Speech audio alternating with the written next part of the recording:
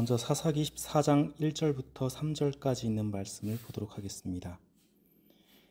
삼손이 딥나에 내려가서 거기서 블레셋 사람의 딸들 중에서 한 여자를 보고 올라와서 자기 부모에게 말하여 이르되 내가 딥나에서 블레셋 사람의 딸들 중에서 한 여자를 보았사오니 이제 그를 맞이하여 내 아내로 삼게 하소서 하매 그의 부모가 그에게 이르되 내 형제들의 딸들 중에나 내 백성 중에 어찌 여자가 없어서 내가 할례받지 아니한 블레셋 사람에게 가서 아내를 맞으려 하느냐 하니 삼손이 그의 아버지에게 이르되 내가 그 여자를 좋아하오니 나를 위하여 그 여자를 데려오소서 하니라. 사사들 중 가장 안타까운 사사가 누구냐고 묻는다면 저는 개인적으로 삼손을 꼽고 싶습니다. 왜냐하면 모든 사사들 중 삼손은 가장 특별한 재능을 선물로 받았음에도 그 재능을 제대로 꽃피우지 못하고 매장시켜 버렸기 때문입니다. 하나님께서는 삼손을 정말 특별하게 세우셨습니다. 그는 태어나기 전부터 부름을 받은 유일한 사사였습니다. 대부분의 사사들은 어른이 되어서야 부름을 받았습니다. 그나마 사무엘이 어려서 부름을 받은 매우 특별한 경우지요. 하지만 삼손은 달랐습니다.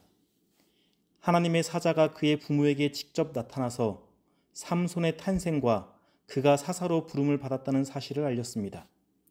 거기에다 태어나기 전에 나실인으로 선택되어져서 그의 어머니로부터 그 자신에게 이르기까지 먹고 마시는 것부터 완전히 구별되었습니다. 이것은 보통 특권이 아닙니다. 또 사사로 부름을 받은 사람들 중 유일하게 특별한 재능을 선물로 받았습니다. 그것도 보통 능력이 아닙니다. 인류 역사상 가장 힘이 센 사람이 아니었습니까? 이것은 칼이나 창 같은 냉병기만을 사용하던 고대 사회에서는 말도 안 되는 재능을 얻은 것입니다. 태어나기도 전에 부름을 받은 유일한 사사, 특별한 재능을 받은 유일한 사사, 이 정도면 다른 사사들 입장에서 차별 대우라는 말이 나올 법도 한 상황입니다. 정말 너무 큰 특혜를 받은 것이지요. 그런데 이런 엄청난 선물을 받았음에도 삼손의 삶은 결코 바람직하지 않았습니다.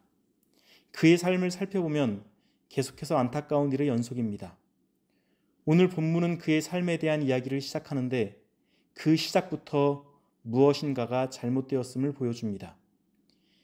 1절부터 보면 삼손은 딥나에 사는 블레셋 여인에게 마음을 빼앗긴 것으로 나옵니다. 딥나라는 지역은 삼손이 살던 소라와 겨우 7km 정도 떨어져 있습니다. 그래서 아마 삼손도 어려서부터 블레셋 족속의 동네에 자주 놀러 갔을 것입니다. 이렇게 다니던 중 딥나에 사는 한 여인에게 그의 마음을 빼앗기고 맙니다. 그리고 이 만남으로 인해 삼손의 인생이 꼬이기 시작합니다. 사사기에 나오는 삼손의 삶을 요약하면 여자를 쫓아다니다 끝난 것으로 이야기할 수 있습니다. 중간에 짧게 나오는 성문을 들고 간 사건도 블레셋 지역에 있는 기생으로 인해 생긴 일이죠. 그러니까 정말 인생 자체가 이성만 쫓아다니다 끝납니다. 그래서 삼손은 그 힘에 비해 굉장히 자제력이 없는 사람으로 인식되는데요. 사실 따지고 보면 그렇게 되기 쉬울 수밖에 없었다고 봅니다. 그가 가진 힘이 워낙 엄청났기 때문입니다.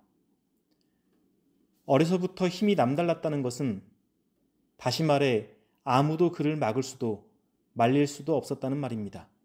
소위 아무도 못 건드리는 사람이었다는 것이죠. 일반적으로 사람들이 자제력을 갖게 되는 이유는 타고난 도덕적 관념이 좋아서가 아니라 자제력을 갖지 않으면 손해를 보기 때문입니다. 예를 들어 내가 무엇인가를 갖고 싶을 때 자제하지 못하고 마구잡이로 사면 금전적으로 더 쪼들리게 됩니다. 그러니까 이제 알아서 자제하는 것이죠. 화가 난다고 폭력을 휘두르면 잡혀가거나 아니면 나보다 더 강한 사람에 의해서 강제로 자제하는 법을 익히게 됩니다. 그래서 마음대로 하고 싶어도 못하다 보니 자제력이 갖춰지게 됩니다. 그런데 삼손처럼 아무도 말릴 수 없는 힘을 갖게 된다면 어떻게 될까요? 자제력을 갖추지 못했다고 말할 것이 아니라 자제할 필요가 없는 힘을 갖게 되었다고 말해야 할 것입니다. 이 사람들이 알아서 기는 상태였던 거죠. 그나마 부모가 말리기는 합니다. 그래서 같은 유대인들 중에도 여자가 많은데 왜 하필 블레셋 사람을 아내로 맞으려고 하냐며 반대를 합니다만 삼손의 이 말 한마디로 끝냈습니다. 내가 그 여자를 좋아하오니 나를 위하여 그 여자를 데려오소서. 내가 좋아한다는 말, 이 말은 굉장히 비논리적이지만 사실 가장 강력한 힘을 갖고 있는 말 중에 하나입니다. 삼손의 인생을 대표하는 말이기도 하고 왕이 없다는 이유로 자기 마음대로 살았던 사사시대를 관통하는 말도 된다고 생각합니다. 그리고 바로 이 생각이 사람을 얼마나 망가뜨릴 수 있는지를 삼손의 생애가 보여주고 있습니다. 지금도 사람들을 가장 많이 망가뜨리는 말이 아닐까 싶습니다. 요즘 사람들이 물건을 살 때 많이 사용하는 말이 있습니다. 바로 가심비라는 말입니다. 이 가성비에서 나온 말인데요. 가성비는 가격에 비해 성능과 기능이 좋은 제품을 말합니다. 이것은 많이 들어보셔서 잘 아실 것입니다. 그런데 가심비는 기능과 성능이 좋은 것이 아니라 그냥 마음에 드는 것을 말합니다. 가격 대비 마음의 만족감을 채울 수 있으면 된다는 것이죠. 성능, 기능 이런 것보다 나 자신의 개인적인 만족도를 더 중요하게 보는 것입니다.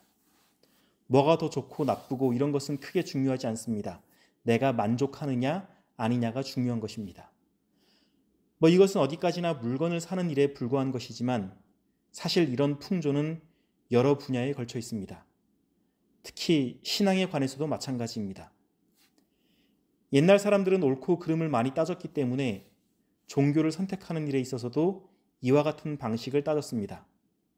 그래서 옛날 전도 방식은 대부분이 옳고 그름을 따지는 방식이었습니다. 교리전도, 예언전도 모두 옳고 그름을 따지는 방식입니다. 그래서 따져보았을 때 옳다는 생각이 들면 그 선택으로 인해 개인적인 손해가 있어 보여도 감수하고 따르는 것입니다. 하지만 요즘은 사람들이 이런 것을 별로 좋아하지 않습니다.